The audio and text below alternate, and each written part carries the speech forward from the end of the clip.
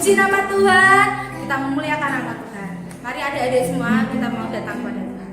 Terima kasih Tuhan Yesus, terima kasih Bapak. Kalau pada pagi hari ini kami mau mulai ibadah sekolah minggu hari ini, biarlah Tuhan pimpin ibadah sekolah minggu dari awal hingga akhir ya Bapak. Terima kasih Tuhan Yesus, terima kasih. Kami siap memuji memuliakan nama-Mu. Dalam nama Tuhan Yesus Kristus, haleluya, amin. Kita memuji nama Tuhan, kita memuliakan nama Tuhan. Kasih Yesus.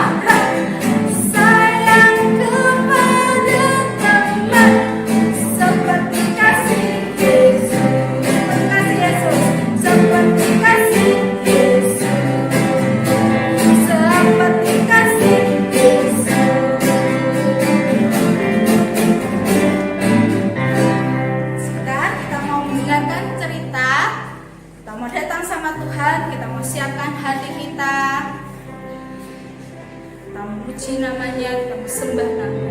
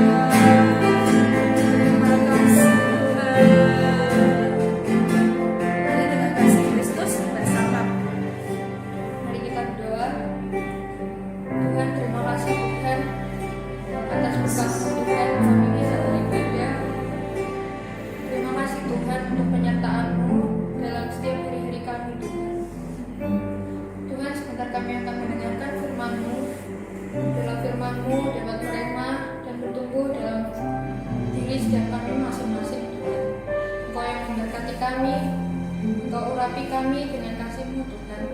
Biarlah firman-Mu yang telah kami dengar dapat menjadi berkat bagi sesama kami. Terima kasih Tuhan Yesus, kami sudah berdoa. Haleluya, amin. Selamat pagi anak-anak semua. Pasti semangat ya dalam memuji Tuhan.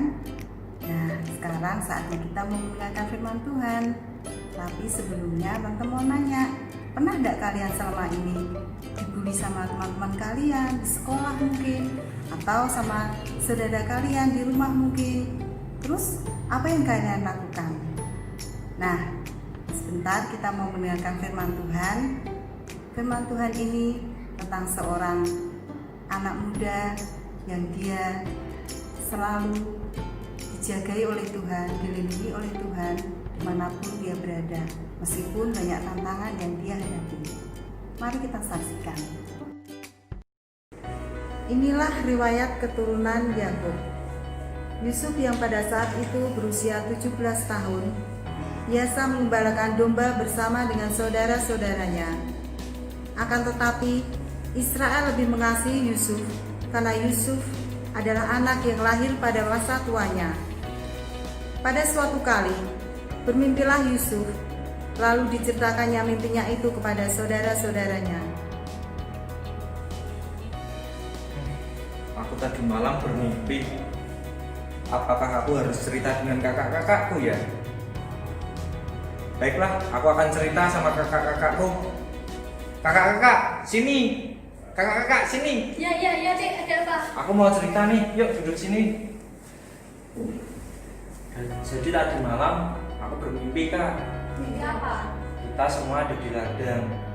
Kemudian berkas gandumku berdiri tegak dan berkas gandum kalian sujud menyembah berkas gandumku. Seperti itu, Kak. Jadi maksud kamu ingin menjadi raja atas kami? Iya, apa kamu mau berkuasa atas kami? Aku juga nggak tahu, Kak. Mimpiku seperti itu. Ada raja itu anak. Maka bencilah saudara-saudara Yusuf kepadanya karena mimpi yang telah ia katakan. Lalu Yusuf pun bermimpi kembali dan ia menceritakannya lagi kepada saudara-saudaranya. Wah, hari ini panas banget ya. Kayaknya akan ada sesuatu yang terjadi nih. Iya, hari ini benar-benar panas sekali ya. Aku tadi malam bermimpi matahari, bulan, dan 11 bintang sujud menyembahku. Maksud mimpimu itu apa, Nak? Ibu dan bapak serta ke-11 saudaramu sujud menyembahmu. Aku nggak tahu, Pak. Dan aku juga nggak tahu, Kakak. Aku nggak tahu mimpiku. Maka tambah iri hatilah saudara-saudaranya, akan tetapi ayahnya menyimpan hal itu di dalam hatinya. Lalu suatu kali seperti biasa, pergilah saudara-saudaranya mengembalakan kambing domba milik ayahnya dekat Sikem. Yusuf, Iya, Bapak. bukankah saudara-saudaramu sedang mengembalakan kambing domba di dekat tanah Sikem? Benar, Bapak. Pergilah ke sana. Baik. Yusuf pun menyusul saudara-saudaranya itu dan didapatinya mereka di Dotan. Dari kejauhan Yusuf telah dilihat oleh saudara-saudaranya. Lihat, itu ada sebuah mimpi itu. Mana? Itu. Oh iya, apakah kita akan membunuhnya hari ini dan menceburkan dia ke sumur? Lalu bagaimana jika ayah tahu? Tenang. Kita bilang saja sama ayah kalau misalnya Yusuf itu diterkam oleh binatang buas. Biar kita lihat bagaimana mimpinya itu. Namun Ruben yang pada saat itu bersama-sama mereka mencari cara agar mereka tidak membunuh Yusuf. Jangan bunuh dia. Memangnya kenapa, Kak? Jangan membunuhnya dan membuangnya ke dalam sumur. Kita lemparkan saja dia ke dalam sumur, tapi jangan diapa-apakan dia. Baru saja Yusuf mendapati mereka, segeralah mereka melepaskan jubah miliknya yang maha indah itu dan dibawanya ia untuk dilemparkan ke sumur kosong.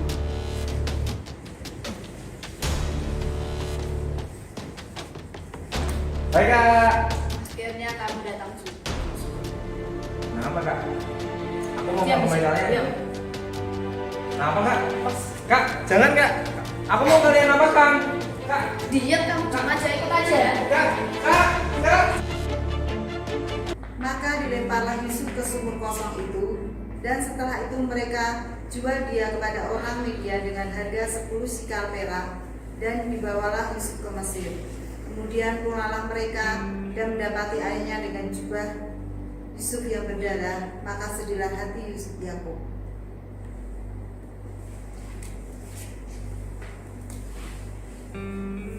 Bapak, janganlah kau bersedih seperti ini.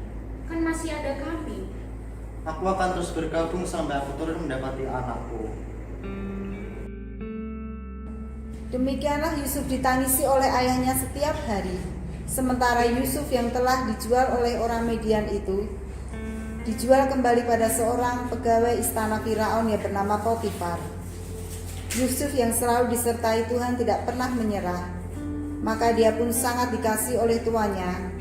Maka dari itu Yusuf dipercaya oleh tuannya untuk menjaga seluruh kepunyaannya. Suatu ketika Yusuf yang berparas tampan dan elok rupanya itu ditinggal oleh tuannya.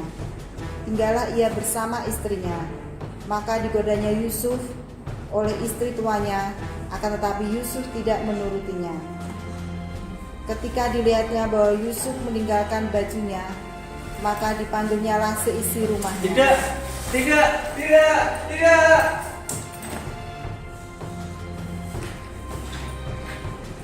Tolong, lihatlah, dia ini si Yusuf, seorang Ibrani yang datang ke tempat ini, yang dipercayakan oleh suamiku.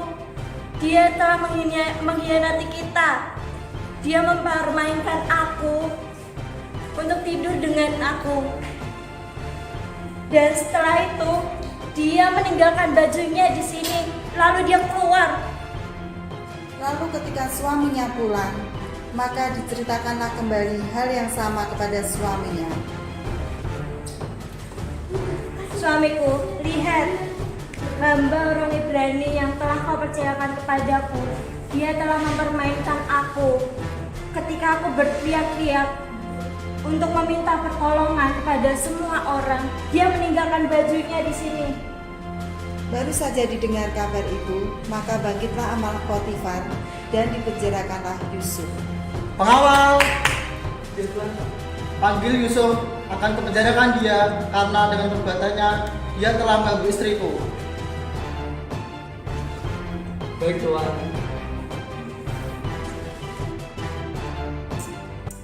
Maka Yusuf pun dipenjara, akan tetapi Tuhan menyertai Yusuf dan melimpahkan kasih setianya kepadanya, dan membuat Yusuf menjadi kesayangan kepala penjara, dan mempercayakan semua tahanan dan segala pekerjaan yang harus dilakukan kepadanya. Karena Tuhan menyertai dia, maka apa yang dikerjakannya dibuatnya berhasil. Sesudah semuanya itu, terjadilah bahwa juru minuman dan juru roti Raja Mesir membuat kesalahan. Maka mereka ditahan dan ditempatkan bersama-sama dengan Yusuf. Suatu hari bermimpilah mereka, dan karena mimpi itu mereka menjadi sangat gundah.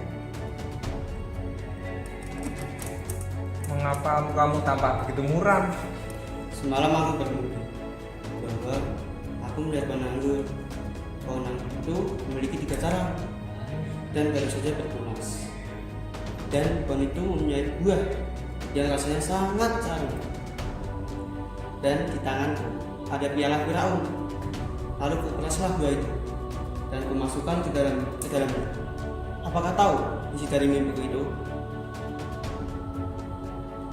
3 carang itu artinya dalam 3 hari kamu akan ditinggikan dan pakatmu akan kembali seperti semula. Kalau mimpimu ini benar, ceritakan kepada raja, ya? Iya, siap. Oke. Terus kenapa kamu juga begitu tampak muram? Aku juga bermimpi. Semalam aku bermimpi. Aku sedang membawa 3 buah bakul berisi makanan untuk Firaun.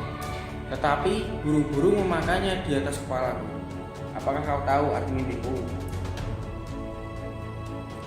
3 bakul itu artinya dalam 3 hari kamu akan ditinggikan dan digantung, kemudian dimakan burung dagingmu.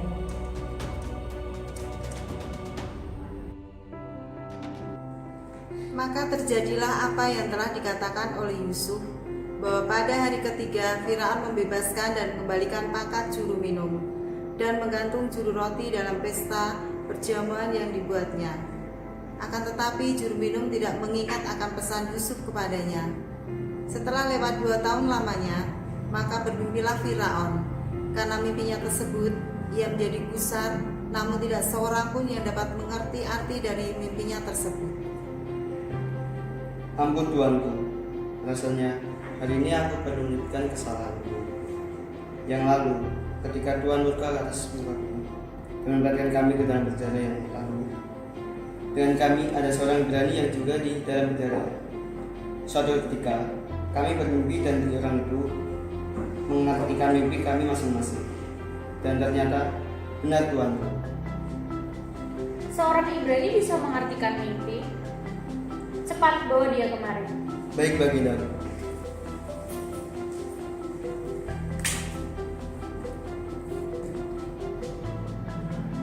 Lalu Yusuf pun diperhadapkan kepada Firaun untuk mendengar mimpi yang didapat olehnya.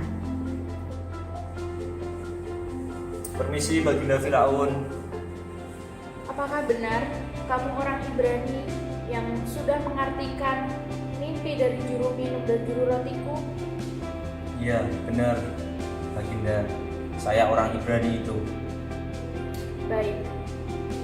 Semalam saya mimpi, saya berada di tepi sungai Nil dan kemudian melihat 7 ekor lembu yang gemuk keluar dari sungai itu yang sedang makan rumput. Tetapi tiba-tiba ada 7 ekor lembu kurus yang sangat kurus, bahkan buruk rupanya, memakan ke-7 lembu yang gemuk itu.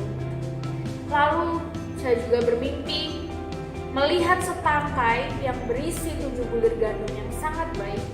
Tapi tiba-tiba bulir itu dimakan oleh setangkai yang berisi 7 bulir gandum yang kurus. Apakah kamu tahu apa arti mimpiku, anak muda? Baik Baginda, izinkan saya mengartikan mimpi Baginda.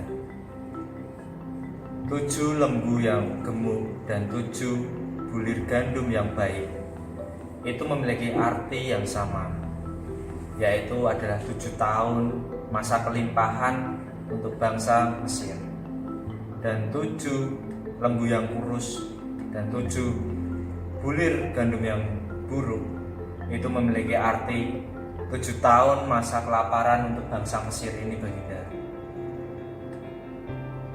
Lalu, apa yang harus aku lakukan untuk negeri ini? Baginda harus memilih orang yang bijak agar rakyat menyimpan 1/5 untuk berjaga-jaga untuk masa kelaparan bangsa Mesir nanti. Seperti itu, Baginda. Ketika usul itu dipandang baik oleh Firaun, maka Yusuf pun dipilih oleh Firaun sebagai penguasa atas seluruh tanah Mesir.